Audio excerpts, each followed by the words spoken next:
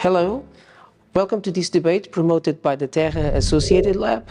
Today we'll have with us three researchers, invited researchers with complementary expertise to trigger a discussion on the complexity of the food system. Complexity, resilience, sustainability. Let's discuss a bit on these topics and hopefully to have a good debate and an exchange of ideas.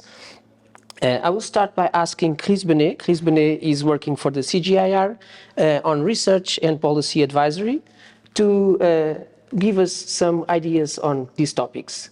Please, Chris, thank you so much for joining us, and the floor is yours. Thank you. Okay, so complexity, but so I'm going to talk about sustainability and resilience. And I think by talking about sustainability and resilience, we understand why those are amongst the complex ideas. So first of all, yes, those are two complex concepts. They are complex and therefore they are difficult to define. I will try to in a minute. And because they're difficult to define, they're difficult to measure. In fact, the two of them are what we call latent variable. A latent variable is something you cannot measure tangibly. So income, you can measure tangibly. Even health, we can. But when it comes to sustainability or when it comes to resilience, there's no units that allow us to measure it, which is why actually it's a bit complex and a bit difficult to handle with. So let me try to give initially maybe just very simple definitions so that you can kind of lay a little bit of the background here. So I would say sustainability is a long-term viability of societies set in terms of economic, social, political, environmental dimension. So again, it's the long-term viability of societies set in terms of economic, social, political, and environmental dimension. That would be my simple definition of sustainability. Resilience, it will be the ability of a system or part of a system to deal with shocks and stresses. So we can debate whether those are the right or the wrong definition. Doesn't really matter because basically they are common sense. I think most of the people understand, in particular, resilience is something that people understand even if we don't use academic definition. Okay, having said that, that's a great entry for discussion because those are very, very important concepts from a societal perspective. In fact, I think if you open any newspaper today, yesterday, maybe not 50 years ago, but in the last 10 years, I bet you that you're going to see the term sustainability or the term resilience in one or two of the pages of those newspapers. So it means societies are at the present time dealing, challenging, struggling with those two concepts. So from a societal perspective, they have a meaning and they have an importance. Now, unfortunately, on here I'm comparing both. I'm showing that the two have some commonalities, and here I'm going to start with the commonalities, and then I'm going to kind of demonstrate that although they have a lot of commonalities, they should not be confused. However, both in the academic world and in the political world, the two concepts are often used together. It's a kind of mishmash of ideas that we think are positive and desirable, and we call them sustainability and resilience. So being confused by both academics and politicians is not good because they're actually two very distinct concepts, but let's move that for later in that discussion. So, often confused, often misused, often abused. What I mean by that again, both in our own communities, the scientific one, and in the political one, you're going to see people promising the resilience of the society, the sustainability of our system, without actually implying what it means behind it. So it's becoming an instrumentalized concept. So we make big promise around resilience or sustainability. That's what I'm saying. They are misused, abused, and instrumentalized. So they could be actually object of political campaign. I promise the sustainability of the Portuguese society at the detriment of the trade with Italy. Doesn't matter. I promise sustainability. So they are, as I said, not always used in the right way, and they could be instrumentalized, both of them. They are, from a more academic perspective, often understood differently depending on who you speak to. So if you come from a social science perspective, or if you come from a biological perspective, the term resilience might be understood and might be defined and might be measured differently. Which is why I come back to the complexity of the concept, because if they are understood and used differently by different people, you can see that sometimes that may create some problems. Another commonalities for both sustainability and resilience is, I would call them, they are cross-scale. So you can talk about the sustainability of a little community. You can obviously talk about the sustainability of the whole planet.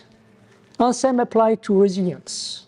An individual can be resilient, even an organism can be resilient, a community can be said to be resilient, a whole country can be said to resilience. And obviously we talk about the resilience of the planet. So that's those two concepts are again used at different scale by different people under different definition. So you start understanding why I'm making the link with the complexity that you were mentioning.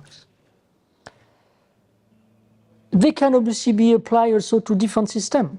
So we would like to talk about the food system resilience, but again, you can talk about the political system resilience. Same thing for sustainability. We can talk about the sustainability from a pure environmental perspective, or you can use it from a much more societal perspective or social perspective. So they can be applied to different systems, both. So those were some of the commonalities that I can think of when we talk about sustainability and resilience. Now, and that's very important, I'm claiming that they are different. First, in terms of time, even without definition, we could agree, hope we can agree that resilience intrinsically has a short-term dimension attached to it. Certainly compared to sustainability, which almost by definition is systematically sort of referring to a long-term timeline. So resilience would be more about the kind of present. We talk about the resilience now. Of course, we could talk about, building the resilience in the future, but basically, if you remember the definition, which is the ability of deal with shocks, it's now. Sustainability, as we all know, is more for long term. So already here you see that there's some distinction just in terms of time. Now, very, very importantly, a fundamental difference between the two is that while sustainability is inherently associated to a desirable property, resilience is not. Resilience is neutral. It could be a good thing or a bad thing to be resilient. I know people will like, what do you mean? Yes, think of a political leader which is said to be resilient because he's been in power for 25 years. You will say, this is a very resilient political leader. Even if it means that his resilience has been built at the detriment of the rest of his population by actually crushing revolution and democracy. So when you think of it, resilience initially, before, and I will come back on that in a minute, before we sort of again attach a normativity dimension to it, resilience in itself, in its definition, does not have either a positive or negative, or it has both.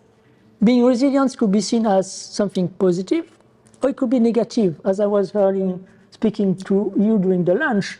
Think of those people, homeless people, who are living in Lagos in a very, very, very challenging environment. Telling that those people are resilient doesn't mean that they are happy. So being resilient doesn't mean that you are actually, well-being. There's a big distinction between being resilient and being well. However, because it's been sort of instrumentalized, has been, what was the term I was looking, appropriated from a political perspective, we have then attached a positive normativity to resilience. Now, when you talk about resilience, it's understood as a good thing.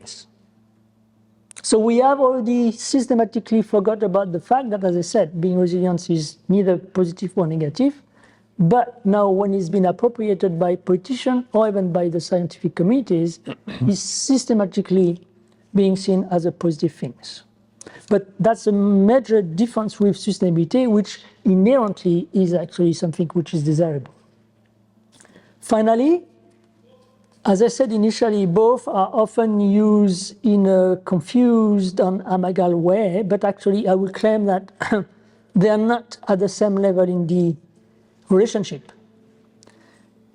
To be sustainable in the longer term, you need to be resilient in the short term, especially in the new world where we're living and there's so much shock, uncertainties, change. If you want the society to be sustainable, it has to be able to deal with shocks. So again, to be sustainable in the long term, you need to be resilient in the short term. But you don't need to be sustainable to be resilient. Again, a very dictatorial, very resilient system is not sustainable in the long term, but is resilient. So there's a nested relationship between the two. You need to be resilient to be sustainable, but you don't need to be sustainable to be resilient. Okay, so those are some of the points that explain why actually dealing with resilience and sustainability is not easy. We need to be, from a scientific perspective, very rigorous when we define it and when we use it. Otherwise, we fall into the baggage or the basket of those politicians who use it in a very light and dangerous way, promising to strengthen the resilience of sustainability without knowing what they're talking about. Okay, I will stop here. Thank you. Thank you, Chris. Now I would like to ask for a comment to both Margarida Queirós and João. Maybe starting with Margarida. Margarida Queirós is a human geographer from the University of Lisbon's Institute of Geography and Spatial Planning. Margarida, thank you for participating in this debate, and some words about what Chris just shared with us. Okay, thank you very much for being here and, well, listen to Chris Béné. He's a very well-known researcher, and of course these concepts are very well defined by his point of view. And I totally agree with the idea of being sustainable. We think in the long term, but this is generally speaking, because when we are talking about sustainability and being in sustainable development, if we go back to 1987, when the concept emerged, we were talking about human population mostly, and we are forgetting, generally again, and we are forgetting all other beings in the planet, other materialities. So we need to be aware of a more holistic way of thinking about ourselves in our relation with the other beings in the planet. I'm always laughing when I see those movies about colonization of other planets, when we are alone in the spaceship going to colonize because we have already done with this planet. So my idea about being sustainable or sustainable, what is a sustainable development issue or policy, we have to think in a more in a more holistic terms. In what concerns resilience, being able to cope with shocks in a very short period of time. But the idea is that, okay, but are we changing? Should we expect that we deal with this crisis and then we became the same? Because socially speaking, I think it would be great if we can evolve, if we can transform ourselves and our societies in a better way, being aware of the others, being empathic with other people and our society, being interspecies, and speaking about those who are poor, most of them, they say, we don't want to be resilient. So I think really the concepts are, most of the time, they are fuzzy concepts, and everybody picks these concepts and want to use them in different ways because of our different ways of thinking and institutions and countries and regions that we are coming from. So when we are talking about these ideas, the ability to cope with shocks, for me, it would be fantastic if we can change behaviors, change the way we connect with each other, change our connectedness with each other and with other beings in the planet. Only in that way, I think the concept of sustainability will be a very good concept. Of course, I think it's a utopia, something that we aim to, and let's work towards that in the long term. It's about our survival, but our survival depends on the others, on other things that we are living in the planet. So we have limits, but in the most of the cases, I think I have to talk about other things, but I stop for now and give space to João, and then we will pick again on these issues. Sure. Thank you, Margarida. Before João, Chris, I was very impressed with the comment, the poor communities don't want to be resilient. Do you want to have some short comment on this before we pass the word to João? I didn't say poor community don't want to be resilient. Margarida. Ah, you said that. You said that, yeah. I think I can comment on that, but it's going to take a little bit of explanation, so I can't do that now, but I don't know if you want to respond first or to react to some of the initial points. To that? Well, maybe Margarida should explain why. I presume that Margarida, when you say that you are implying that poor communities want to improve, not to maintain. If we think about resilience as a concept of enduring, of maintaining, of resisting, they want to improve their condition. This is what I interpret, but I don't know if I'm right. So if this is the path, then resilience would be a North Atlantic concept that applies here. But for example, in the interior of Africa, is something that does not have maybe the same value. I don't know. Maybe that could be a... Okay, thank you, João. And let me introduce you before I give back the word to you. João Baptista is an anthropologist affiliated with the Institute of Social Sciences of the University of Lisbon. João, I will ask you the same as Margarida, a short comment to the initial words from Chris. Okay, thank you. It's very good to be here. Thank you, Luís, for inviting me. Well, my thoughts about these are more around questions, actually, not definitions, because I like a lot that you start your talk by saying that these two concepts, you didn't say exactly like this, but I apprehended like that, they escape measurement, which is a huge challenge for our current times, that we are anxious for measuring everything and etc. And this is one of the advantage or disadvantage. My tendency as an anthropologist is to look at these two concepts as basically cultural concepts. And most of all as symptoms of our era, of what we are living. And one of the definitions of our era now, like you said, when we open the newspaper, etc., is terms like crisis, problems, etc. And these two terms indicate, I think, our anxiety for security.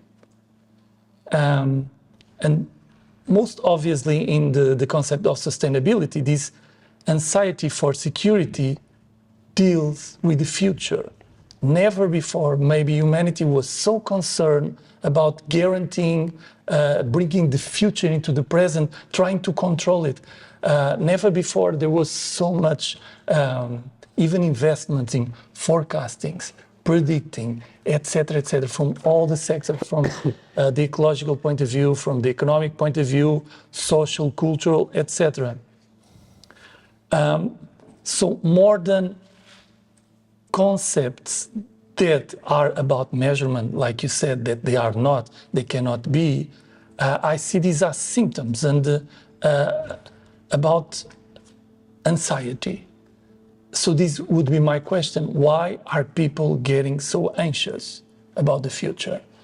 And which implies that concepts, new language emerge, like these two concepts, sustainability and resilience. Because all this could be debatable, right? Like even the ability to cope with shocks and etc. But what does that mean? Why today some kind of events are considered shocks, are considered danger for humanity, and before they were not, for example?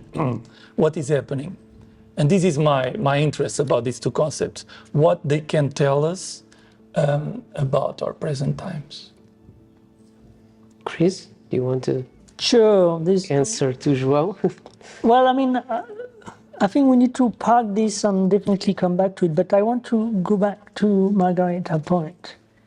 I didn't want to become too academics, but indeed, the resilience concept or the concept of resilience itself can be broken down into three major properties. You can be resilient by resisting. It's usually what we try to do when we have a little shock. Basically, we try to stay put, wait for that to pass, hoping that we don't have to change anything. Why? Because by nature, human beings don't like changes. So if we could not change any of our little habits, because it's been disturbed by that little stress, we're going to wait for, so that's the resistance property of resilience. This, when the shock becomes a little bit more, then we need to change something. That's the adaptability dimension of resilience. And that's why, in particular, resilience has been picked up by so much of the climate change discourse, because we realize that to be resilient in the longer term, as, for instance, it's happening in a lot of different circumstances, we need to change something in our system. We need to adapt it. We adapt to the new, higher frequency of flood. So that's the second dimension of your resilience. And you'll see why it makes sense for what you just said, Mario. And the third dimension of resilience is transformability. When the shock is so big that you have to basically start from scratch. Think of the green economy. We need to transform the society because adaptation will not be enough. So those are the three dimensions of resilience, and you can see there's a gradient. As the shock or the disturbance increase, you need to basically swap from resistance, I don't change anything, to adaptability, to transformability. Now, if people, societies develop a very strong resistance, they're actually resistance to change, which could, sort of affect their own ability to actually evolve. So that's what you said, that actually, some poor communities are very resilient, in the sense resistant, and is not helping them to actually recognize that the world is changing to a point that they cannot just stay put. They're gonna have to change something. That's where I make the comment, the connection with what you were explaining. If he does. But if I can intrude this, I think, taking the perspective now from the global south, I don't like this term, but, or most of the communities where I work with in Angola and Mozambique, they actually want to change. But they want to change for what the northern countries do not consider as sustainable. So I think this could be like the problem with resilience here. They want to change and they want to have the same kind of benefits that most of the people in Europe, predominantly, or in the North Americas, they have.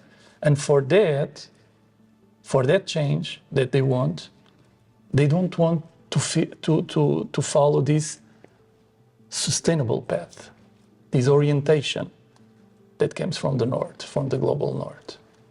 So this is the problem of universalizing sometimes concepts, trying to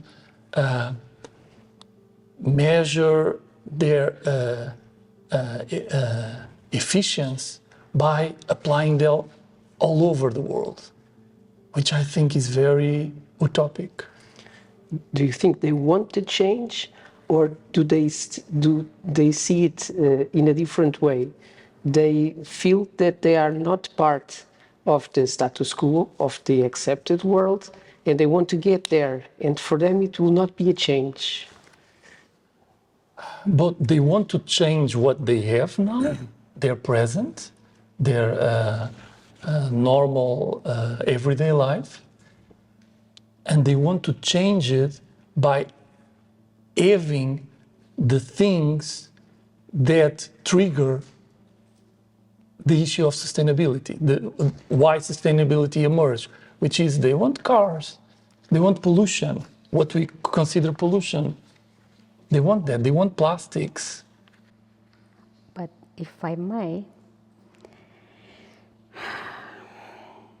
I do some work in Latin America, and I think it's not exactly as you are saying. What people from what you call global south, because global south is very different from each other, so we are generalizing again. They want some respect for their concepts. They have concepts that we don't accept as scientific concepts. So it's a kind of colonization. Even the words that we use are still violent against ways of living that we didn't consider. So when you were asking about why are we so anxious about the future, I think, but this is my humble opinion, okay, it's because we were promised by modernity that we will control the future. Everything, our technology, humanism, and everything that came after, it's about controlling everything that's around us. So the idea of being above the others. But now we are dealing with things that we thought we could control. I don't know if that's a very good answer for your question, but I think it's really, really interesting because we are not controlling. Maybe because concepts and ideas that we are living with are not connected ones with others, like the idea of a systemic thinking, ways of living. So, for instance, I'm going to give one example of some research that's being made by women for instance, in Ecuador or in Brazil, Colombia, and they created a new concept, but they say that's not a concept, that's not a theory, but maybe a methodology. The concept of body territory, corpo territorio, being an old concept. So what happens with your territory happens with your body, affects your body. So if you are mining, searching those multinationals that came in these countries that exploit their minerals and etc., this is a violence against their ways of living, against the bodies. So there are some concepts that for us, they don't exist as the concept of buen vivir. We have welfare, but it's not really the same.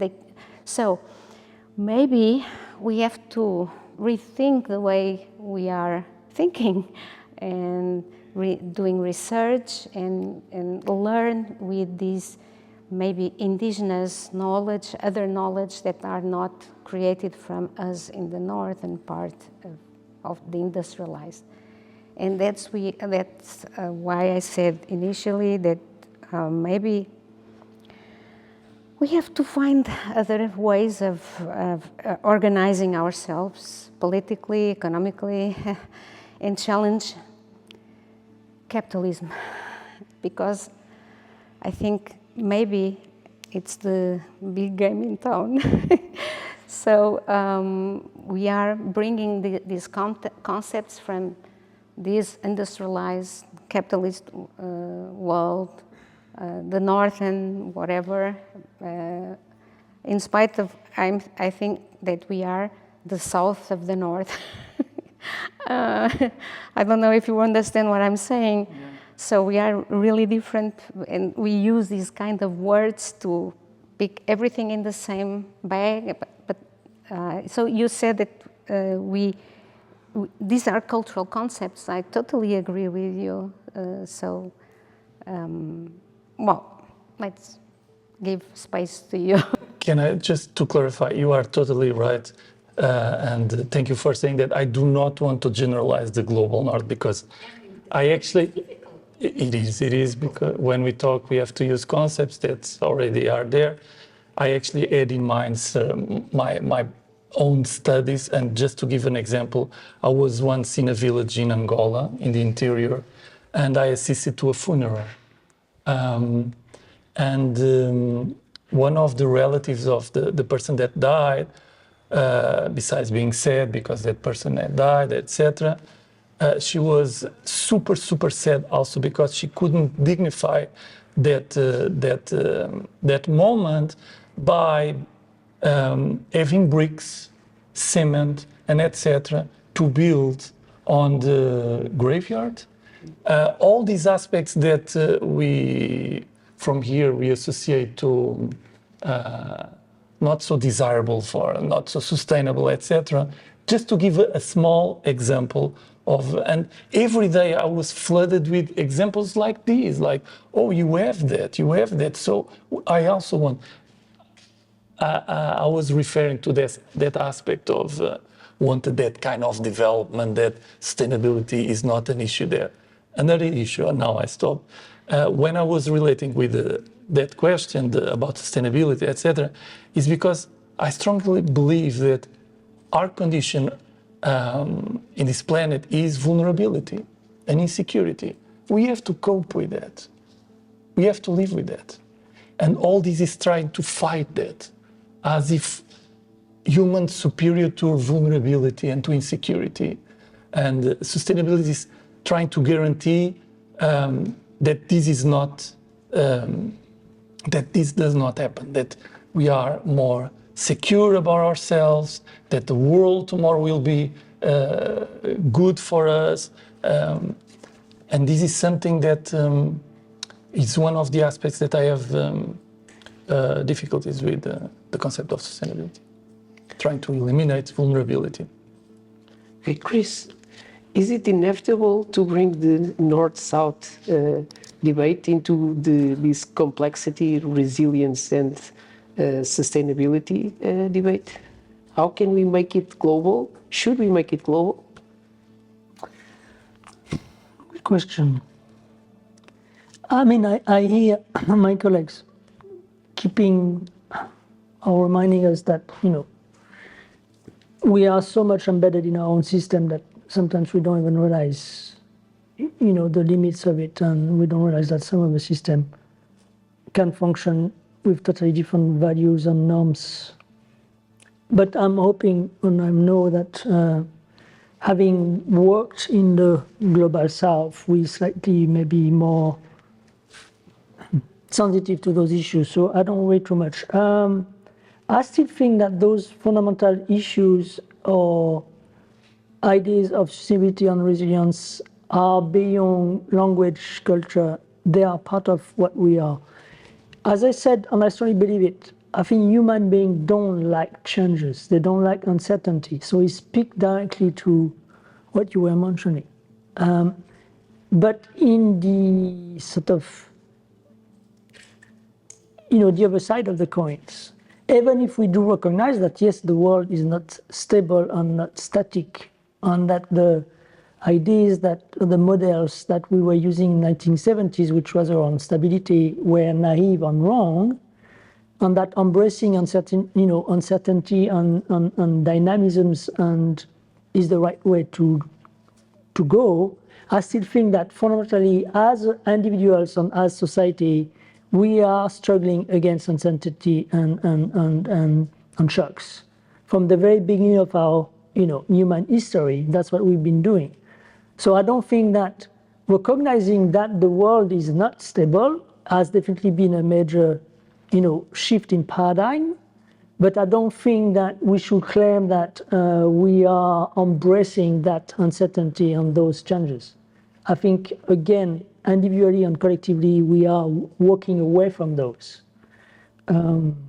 Which is why, even if you can't translate resilience in Amharic or in Khmer, fundamentally those notions of dealing with shocks are part of our culture and our societies. So the word doesn't exist, but the attention, the willingness for people to protect their own family, to protect their own communities is part of who we are as human beings. So yes, there may be, actually you're right, they are cultural, but in the sense that they are actually universal, even if, again, the terms resilience cannot be translated in Khmer. Mm-hmm. But they are universal because they answer our fundamental needs of stability. Mm-hmm. That's my little view on this. Now, I'm going to be a bit provocative here. On the idea that whatever comes from the communities in the South is better than what we try to impose them from the North is also, I think, naive. A lot of the tools, method, approach that, we have used in the past in Europe were considered as sustainable because they were basically used by only few people. If you were to use some of the practices, agricultural practices or cultural practices that maybe a little community in the middle of the Amazon forest, but multiplied by 10 millions, you would turn out it's not sustainable either. Agree. So the idea of small is beautiful and traditional is sustainable is actually misleading as well. Everything that we did in Europe before was sustainable. It became unsustainable when you multiply that by, as I said, 10 billion. Billion. Agree. Over. Okay, building on this, João, and also building on Margarida's words, is sustainability an utopia? Is it a goal? Is it a path? We discussed that before. I don't know, but I like to think about sustainability not as an end concept, a concept that is an achievement. I mean, Chris mentioned that this concept escape measurement. The notion that I have of sustainability is like an orientation without an end. There is an impossibility of achieving 100% sustainability or 100% sustainable way of life or etc. Is an orientation. And by being an orientation and having all these dimensions, obviously is highly political term, highly political matter. So I don't think sustainability is something that you can ever achieve, but just a path. And highly political, but now we see several candidates and several political directions moving against sustainability and denying what is underlying the need for sustainability, particularly environmental sustainability. Right. So how is it political, or is it now escaping or being used by other wings or for specific wings of politicians by denying or making a statement that sustainability doesn't matter after all? My concept of political here is not political parties or etc. Is like with collective opinions. So by sustainability being an orientation is at the mercy of some people indicating which path to go, to follow, independently if they are in the parliament or if they are just in the coffee on the side, elites and etc. I don't know, I probably would like to hear other people speaking about that kind of political view, or political aspect that you mentioned. Joe, just going back to what you said, I think it's important what you mentioned, which is both resilience and sustainability are difficult to measure. I think I agree with you. In an absolute way, it's difficult to say that this country is sustainable or this country is resilient and this one is not. However, having said that, you can talk about relative sustainability and relative resilience. So you can say that this community is more resilient than this one. So there's no threshold above or below which you would say this community is resilient, this one is not. But you can assess whether some people deal better with shock than others. So relative aspect of the two are actually still useful. Now, you know the adage, which is, you cannot manage something which you cannot measure. So I think the need for societies to be able to measure things come from the fact that without measuring it, you can't manage, you can't be accountable for. So although I agree this is conceptually and methodologically difficult, I don't think we should give up simply because effectively those are two latent variables for which there is no existing units. I think we should still, especially us as a community of scientists, still spend a bit of time trying to help societies to even measure their relative resilience or relative sustainability, because that would be one way to make us accountable for going to. So I agree with you, sustainability is a way to go, is not an objective in itself, which lead to basically the interesting aspect is the normative nature. Remember, I said we have sort of in an artificial way put some normativity in resilience, but for sustainability, I think again inherently they have a sort of positive aspect in sustainability. So the normative aspect of sustainability is why some of the recent future political groups or political individuals move away from sustainability. Why? Because of that normative prescription aspect. Having a prescription nature means we are constraining ourselves individually and collectively to not do some things. It's far easier for people to go for promises of political leaders that promise do whatever you want than another political leaders that say if we want to be sustainable, we're going to have to be careful and not do this and this and this. So, because individually it's easier to think of a world without limits than one with constraint, you will have people that vote for political groups or leaders that promise unsustainability because unsustainability means for them freedom.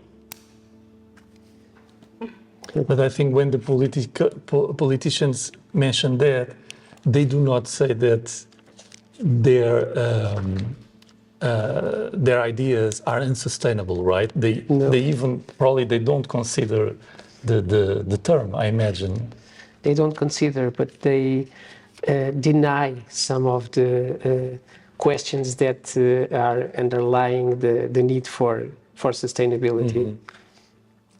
Okay. But this idea is very interesting about constraint, like don't do this, don't do this, don't do this. Obviously, that is easier not to be an adept of that way of living, right? Sure. It's a kind of, we don't want prescriptions. One size does not fit all. I think this is a kind of ethics.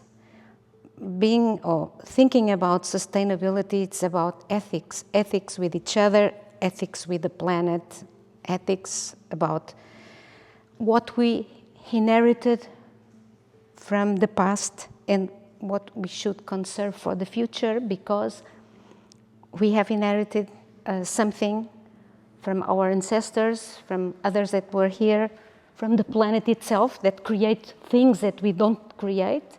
We fabric things, but we don't create things. I don't know if I use the right terms. But the idea is about ethics, being ethical. And most of these people that you are talking about, they are everything but not ethical. Maybe we can talk about it. And another thing, it's about the idea of escaping measurement and the other thing that you use about stability. We aim to measure things, to have abstractions about what is measurement, but measures could be different from each other, from cultural contexts. So what's good for a politician, for a way of thinking about our aim in the future could not be the same if we are talking with poor people from communities, for instance. Measure is something that we are aimed to, but at the same time, in these kind of things, it's really different. So, how to deal in a world that we cannot measure things, because we are used and trained to try to arrange measures for everything. So, how to deal with the future where you cannot exactly measure things? And another idea, it's that idea of stability. All our lives, we were taught to be stable, equilibrium. Don't be a mess in the room. Please stay quiet. And I think sometimes we have to be the problem, because creating problems, we can transform ourselves thinking about problems and things that bother us, so things that are not in equilibrium. So I think our lives are something between stability and instability, and things that complex systems study, emergence. We find in nature organizations that were not planned. So things between us can emerge, can create new things without having measures or plans, because, for instance, in case of a climate crisis, a drought or something like that, communities and people organized in an auto-organized, self-organized way, and it works. So can we, this is a major challenge for us as humans to think about the future where these concepts are challenged for themselves, and we can try to create a kind of new sciences that talk with each other, being a way we are used to think in silos differently from our, for our education model. So I think being here with you discussing this is very challenging. I'm not sure of everything that I'm saying to you, but I think this is a very interesting way of exposing ourselves to not being stable, not being in equilibrium, not having those measures that we are used to. So thinking out of the box is our main challenge for the next few years, I think. I don't know, but this is something. Do you guys, a question. Do you think that if you imagine the world or the planet without humans, do you think sustainability would matter in terms of concept? I spend some time researching deep sea sedimentologists, and they look at core sediments, and this makes them traveling in very deep pasts where pre-human.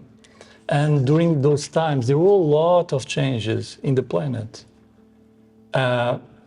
Like some of them even more radical than what we are thinking about or having afraid that happens now.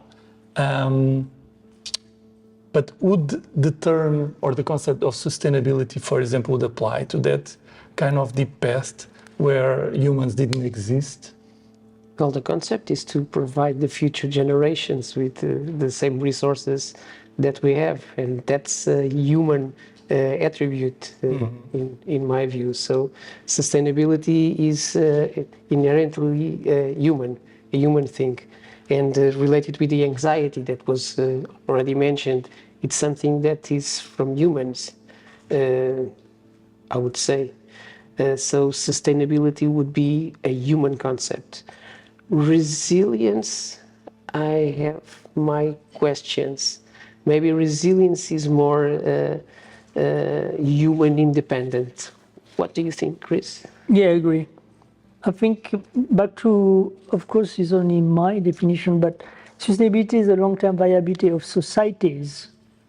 So it has only a human dimension that resilience does not. You can again think of a pure non-human system which is totally resilient because it's been designed as such. So I think that's maybe one distinction I failed to mention initially, is that there's a human dimension attached to sustainability which doesn't necessarily apply to resilience. Mm-hmm. Okay. But so I think when you were talking about what you were talking about is actually more about the resilience. The resilience of the planet is something we can talk across geological era. Despite all the incredible changes that have affected the planet is still here. So it's definitely resilient. And after us, whatever happened after us, it's still gonna be there. So it really makes sense to talk about the resilience of a system such as Earth. But I think I agree with you, the sustainability aspect is much more human defined than the resilience. Margarida, also on the communities, you were mentioning that the communities can support themselves and can contribute to cope with this complexity. Again, still on this line of thinking, more on the resilience side or also for the sustainability? This ability or this this collaboration between and this support at the community level. More in sustainability thinking, yes, because they want to preserve things that they inherited from the past, most of the knowledge that most of these people have, the knowledge is not written. It's talked. It's about spreading the word, narrative stories about families, about the way things can be done, but they are not heard outside the community. So they want to preserve ways of life, ways of doing things for the next generations. So I think maybe sustainability can be a very interesting concept to adapt to this kind of thinking.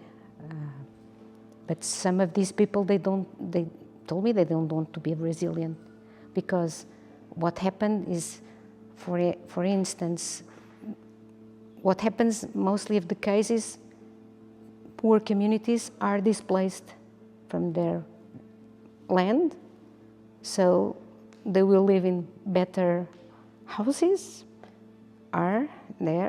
Is this really truth? So they will resist the shocks because they are deprived from their original lands, where we profit as a whole. I don't know. Those are difficult questions you're bringing. Let me just jump here. I think again I would warn us against some, oversimplification here. We know on one hand that for a community to be, or a community which is characterized by very strong social bond is expected to be more resilient than one which is not. So for instance, if you look at what happened in New Orleans during those recent, tropical storm or even hurricanes, you see that neighborhoods which are characterized by, again, a strong sense of, communities taking care of their neighborhood are usually the ones that bounce back faster than the ones that are characterized by the lower level of social capitals. Having said that, so people will then conclude, so we really need to strengthen the social capital of communities in order to make them resilient. Yes or no? At the same time, you can imagine that having a very strong social bond where the main objective of that is to preserve those norms and values is about the resistance dimension of resilience, which prevent you from changing. And when the time comes when you have to change something, those communities which are kind of sclerized around their current past traditional values are unable to adapt. So again, the naive views that, the past is the good, the past is sustainable, the past is what should keep us together, in some cases where things have to move, is actually working against us. And having been displaced from their own land doesn't mean that actually from a community perspective they're not sustainable or not resilient in the new environment. I will just sort of again warn us against the black and white kind of system we like to impose on life. This is good, this is bad, this is black, this is white. I think it's all about the nuance on those, and I'm personally not sure that, again, systematically associating the past and the small to the beauty and seeing the north and the big as the bad is helping us in actually understanding how nuanced those different processes are. Jumping on this. Sorry. Yeah. I think maybe there's some misinterpretation of what I've said. I've been in New Orleans post-Katrina, and I saw the process of gentrification. The places where these communities lived were occupied by people like me. So I don't think this is a fair trade. This is not being resilient at all. So those communities, some of those in communities formed an alliance called We Don't Want to Be Resilient. And another aspect is that, okay, maybe the interpretation of what I've said, being conservative. Conservatives, we don't want to change. The idea is that we are not respecting ideas and concepts and ways of living that maybe they are much more in harmony with the planet, the land. So maybe those kind of organizations are resilient, can be resilient, but we are not listening to these voices.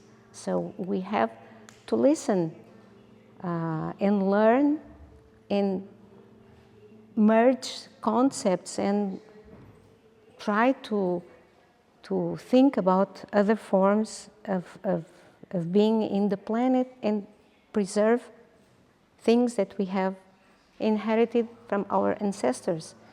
And of course, we can transform, we can evolve, and hopefully we are continuing to evolve, but with other kinds of concepts. That's what I try to say. So there are other ways of putting things in our books, but we are not. Some difference between the grassroots, between the individuals and the concepts that are guiding some discourses. João, you wanted to add something on this? No. But now you clarify, or you added another layer.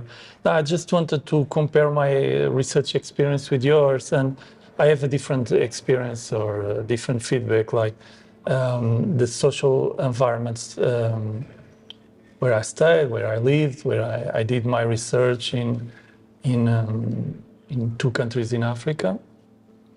So these village people, they wanted change. They wanted what we would call unsustainable progress. They really wanted to be integrated in what we consider unsustainability, because they wanted to have access to what the others that now really flood their newspapers with the word sustainability did and have access to.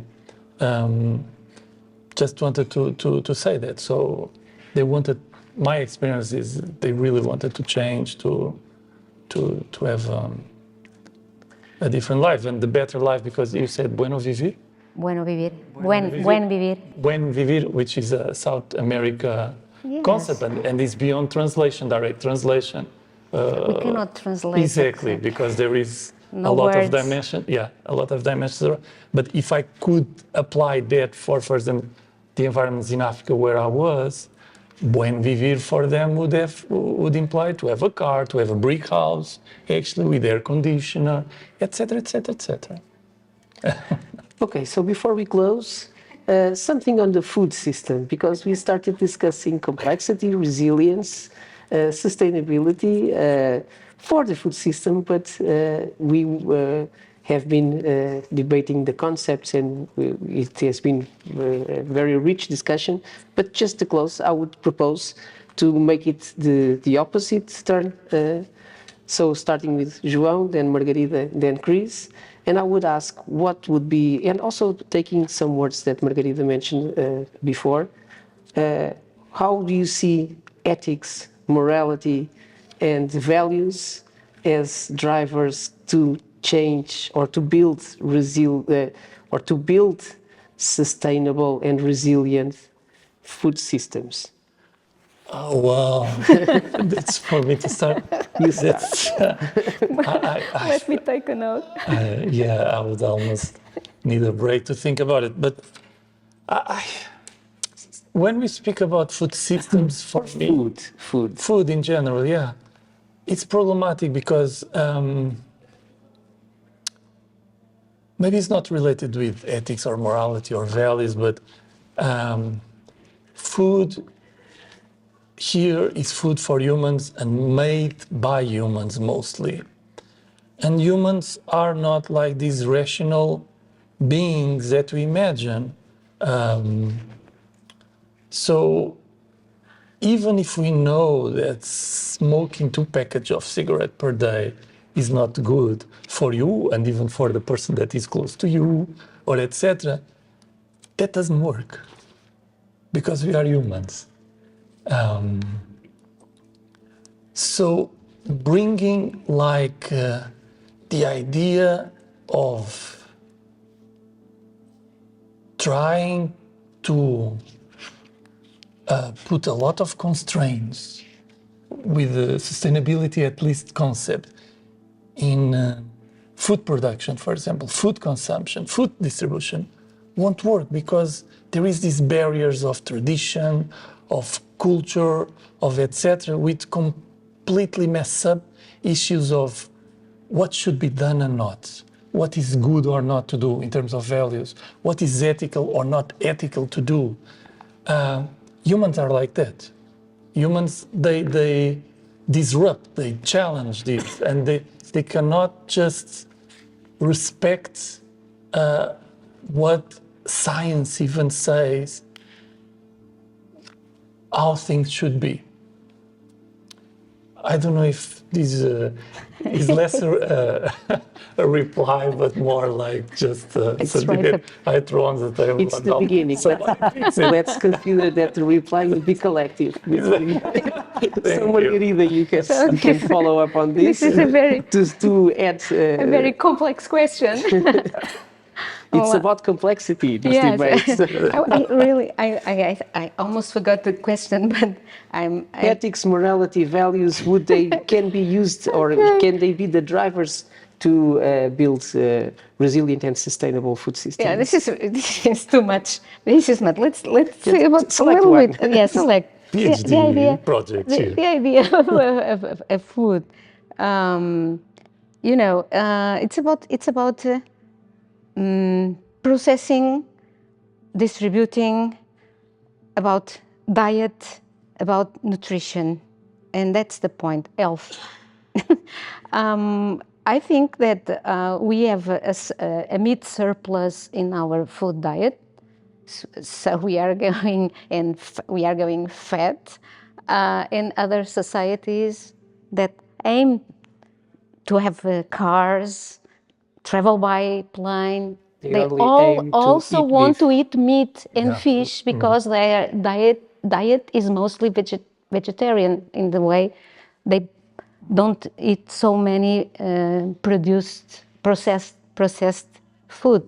So now we want their kind of food mostly, changing the ways we are eating. So maybe the ethics of this, all of this is the nutrition and the health issue. So if we have good diets, equilibrium diets, for instance, for mothers, for women, the child that they bring will be resistant in the first years, resist to malnutrition.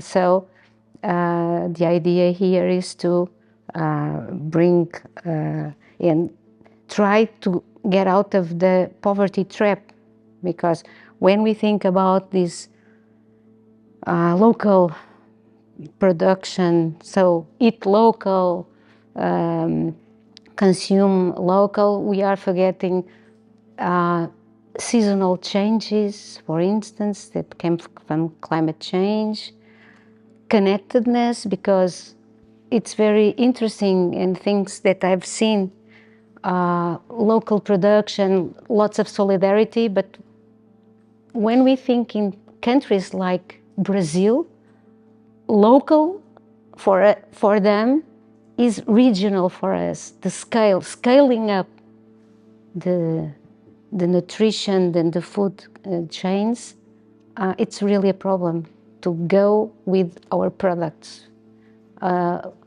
So the idea is that how can we think again without thinking about silos? If we want to get better nutrition to people, we have to think about the roads, transport system, the the chains, with the stores, the markets. How can we put things that are locally produced in markets? Once I invested, let me tell this story. Once I invested 25 euros in a business in women in Mozambique. They created chicken. How do you say chicken? Yeah, poultry. Poultry. But they could not sell the poultry because they don't have cars. So they were applying for buying bicycles and motorcycles to transport the poultry to other villages. So here, how can we scale up this kind of ways? Because I think this is good, giving people autonomy to produce their food, to have better diets, and scaling up all of this without thinking about the capitalist system. It's about accumulate capital to transform things that we grow or we see growing in the soil, and we transform everything in barcodes. Behind that barcodes are narrative stories of lives, of ways of being in connection with the non-human world, but we transform everything in this. So again, is this ethical? How can we put more ethics on this?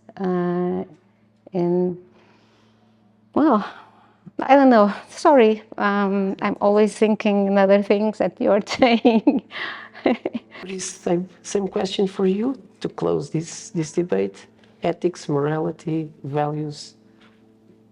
Are they shaping? What is the potential to shape the food systems? Yeah, so ethics, moral values, are they necessary to build resilience and sustainable food system? Resilience, no. As we said, you can have a very resilient system and a very unequal system. And actually, it turns out that often very unequal systems are very resilient. So not for resilience, but for sustainability, yes. Why? Because we said sustainability is about social equity, because it's about political acceptance. It's about preservation of environment for this generation and the next generation. You cannot have those without having guidelines which lead us to those ethics and moral and values. Now, if ethics is about respecting cultural dimension, I said, well, that's where the complexity comes in, because culturally acceptable food are not necessarily healthy and sustainable. Finally, that's actually very useful because he also explained why the current system as we see it does not move towards sustainability for the reason we just discussed. Because if sustainability is so much associated with constraint, with prescription, that's the reason why a lot of actors in the system, including us as consumers, are not willing to bound ourselves to those morality, those constraints on those prescription, if it is to achieve sustainability, because it's too much giving up of our current freedom. But that aspect of constraint is also gets more prominent in a society that floods you with more offers. So if I go to a supermarket and I have two types of drink, wine and water, being constrained is less difficult than if I go to a supermarket and I have beverage of all type, wines of all type, biological wines, non-biological wines, water, and etc. So we also probably should think about that dimension of constraint, like operates, constraint here is relevant precisely because in these societies here that we have so many things to choose for. I don't know if But João, when we have lots of options. yeah, but João, this is a kind of having options. Maybe is something that we are denying to other countries, to other realities. The idea is have options and make the good ones, being aware what you are consuming in food, in supermarkets, and you don't do that choice, do this one, and so the market will restrain itself. No, but my question was to grab on ethics, but wouldn't be more wise not having that option? Not having the option of, for example, having access to buy things that we all know that are doing harm to some people or to some land or whatever. So is this amount of options that makes this constraint that Chris speaks a real point that matters here? Chris, your words will be the final, and we will close this debate. We started with a complex topic, we end with an equally complex topic about questions, options, choices. Yeah, I don't know if I have given enough thought on that. I don't know if the lack of option is worse or better than too many options, to be very frank. But I like the idea of having pinpoint the idea that because sustainability is coming with a huge baggage of basically constraint, it's probably the reason why at the present time we got so much trouble and difficulties to move the food system in the sustainable direction, because it implies so many sacrifices at the individual and collective level that we're not willing to do them. Okay, and we must conclude here, otherwise we'll be speaking for 12 hours more. This is the conclusion of another edition of the Filósofos TERRA debates. In my personal name and in the name of the TERRA Associated Lab, I would like to thank again to Christophe Béné, João Baptista, Margarida Queirós for this wonderful debate. Thank you, and thank you all for assisting to this.